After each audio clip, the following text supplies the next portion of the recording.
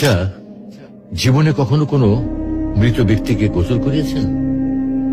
যদি কখনো সুযোগ হয় তাহলে সেই মৃত ব্যক্তিকে গোসল করাবেন।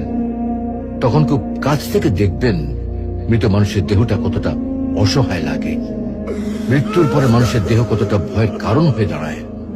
সুযোগ পেলে রাতে লাশটা পাহারা দেবেন, তখন বুঝতে পারবেন প্রিয় মানুষটার লাশ রাতের বেলায় আপনার কাছে কতটা অদ্ভুত লাগে, কতটা ভয়ের কারণ হয়ে ওঠে, কতটা আতঙ্কের কারণ হয়ে যায়। সুযোগ পেলে মৃত ব্যক্তির শরীরে একটু হাত লাগিয়ে কিছুক্ষণ তার স্পর্শ নেবেন।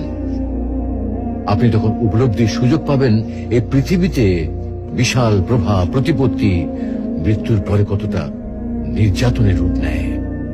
সুযোগ পেলে আপনজনদের লাশ কবরে নামাবেন খুব আগ্রহ নিয়ে। শেষবারের মতো মৃতদেহের মুখটি একবার দেখার চেষ্টা করবেন এবং বারবার উপলব্ধি করার চেষ্টা করবেন এই মৃতদের সাথে অনন্তকালের যাত্রার পথে এটাই আপনার জীবনের শেষ দেখা।